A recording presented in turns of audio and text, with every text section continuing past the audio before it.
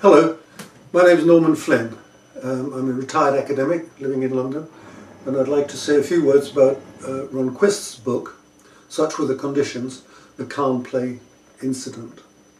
Now, Ron's book comes as part of a growing body of work about corruption and the effect of corruption on economic development and social development, not just in Africa, but there are quite a few books now about it. For example, Michaela Wrong's book, Our Turn to Eat, about Kenya, proposes that economic and political competition in Kenya is only there to give a different group of people the chance to steal from the people through the organizations of the state.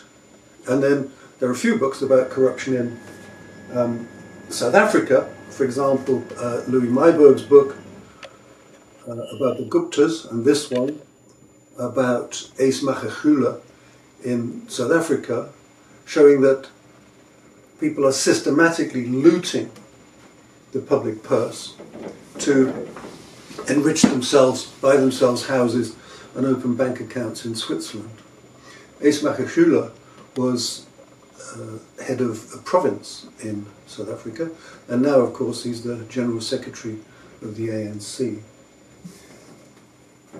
Another book about all this stuff, Tom Burgess, The Looting Machine, is about the theft of minerals and oil and gas by corporations and warlords and local tycoons in Africa, which means that the product of oil and gas and minerals doesn't help with economic development at all.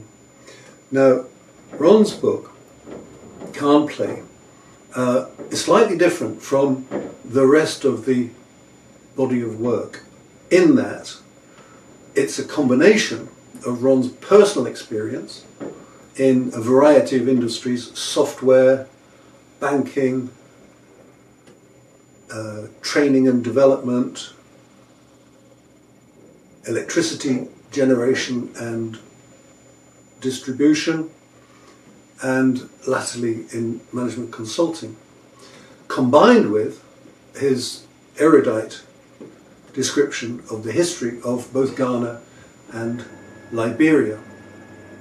Now, what's really interesting about Ron's book is that it combines his personal experience in those sectors and his well-rounded reading about the history of the two countries.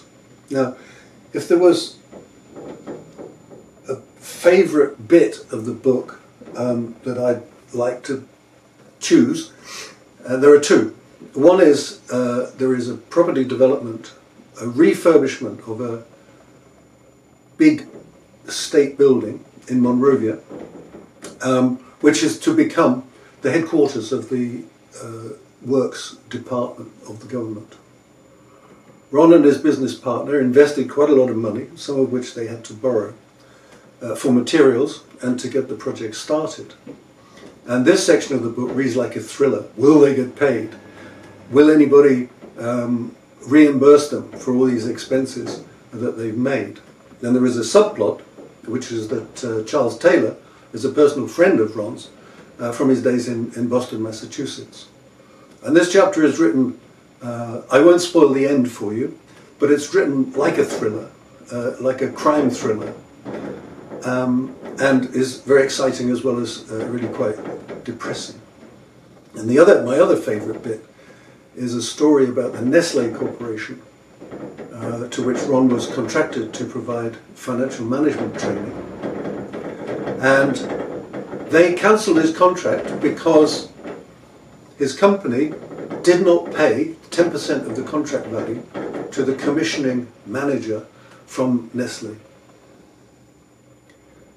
Ron always runs his businesses without bribery, had no intention of paying a bribe, and was accused of theft by stealing the money that the company had allocated precisely so that he could give a bribe to the commissioning manager.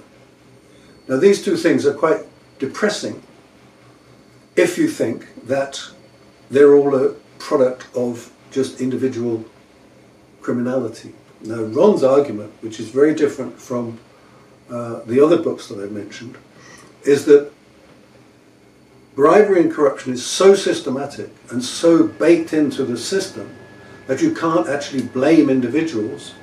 What you need to do to fix any of this is to change the entire culture, so that when politicians stand for election, they stand to serve the people and to make things better for the country and to bring about economic and social development.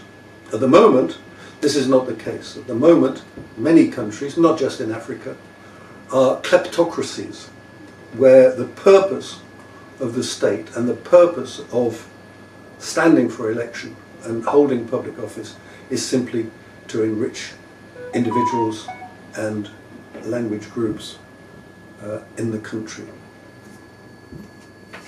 Now, Ron's experience suggests that law enforcement is not going to be one of the ways that you're going to solve the problem of diversion of resources through bribery and corruption, because law enforcement very often is directly involved in the processes of stealing and covering up the thefts. Now, I think Ron's been very brave writing this book,